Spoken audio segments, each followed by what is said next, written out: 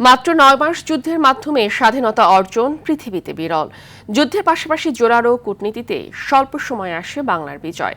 বাংলাদেশের ইতিহাসে গৌরবোজ্জ্বল অধ্যায় ৭১-এর মহান মুক্তিযুদ্ধ। লাখো যোদ্ধার বীরত্বে জন্ম হয়েছে স্বাধীন সার্বভৌম এই দেশের।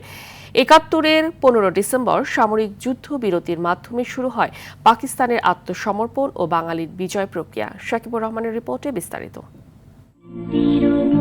১৯৭১-এর ১৫ ডিসেম্বর কনকনে শীতেও মাতৃভূমিকে রক্ষায় উত্তপ্ত ৫৬,০০০ বর্গ মাইলের ভূখণ্ড। মৃত্যুকে জয় করে সমরাস্ত্রের বিরুদ্ধে বীর বাঙালি রণ অভিযান। তাতে জল, স্থল ও আকাশে বিপর্যস্ত পৃথিবীর অন্যতম ক্ষমতাধর সামরিক বাহিনী। ডিসেম্বরের শুরুতেই আত্মসমর্পণের মনোভাব নিয়ে ভবিষ্যতের বাংলাদেশকে অকার্যকরের ষড়যন্ত্র শুরু করে পাক হানাদার বাহিনী। ১৪ ডিসেম্বর হত্যা করে দেশের বুদ্ধিজীবীদের। জেনারেল নিয়াজির অনুরোধে ১৫ ডিসেম্বর বিকেল ৫:৩০ থেকে পরদিন সকাল ৯:৩০ পর্যন্ত বিমান আক্রমণ স্থগিত রাখে ভারত। ঢাকার চারপাশে অবস্থান নিয়ে মুক্তিযোদ্ধারা ঘিরে ফেলে পুরো ঢাকা শহর। মেলা করে আমাদের রিপোর্ট নিয়ে গেছে। আমরা যে মার্সি প্রজেক্টের রিপোর্ট নিয়ে যাইতে হয়, এই রিপোর্টের সময় যাই নাই।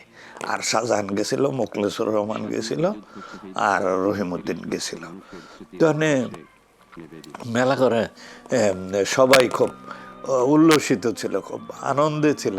কইলো, জানাইলো আমাকে পরে যে আমরা যখন গেছি আমাদের দারুণভাবে তারা সম্বর্ধনা দিচ্ছে।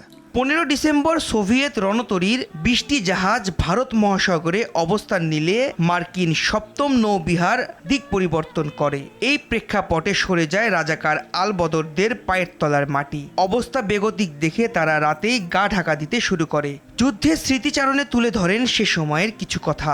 এই দেশ স্বাধীন হয়ে যাবে অবস্থা, এরকম অবস্থা। ঢাকার পরিস্থিতিটা তো এইরকমই ছিল যে ঢাকাটা একদম থমথম ছিল। ঢাকার আর পরিস্থিতিতে গোলাগুলিটা তো আর সেনাবাহিনীর কোনো কর্মকাণ্ড আর তখন আর ছিল না। তখন শুধু ওই ভারতীয় প্লেনই এর এই আনাগোনাটা ছিল। এদিন মুক্তিযুদ্ধের চূড়ান্ত বিজয়ের দ্বার প্রান্তে পৌঁছে যায় বাংলাদেশ।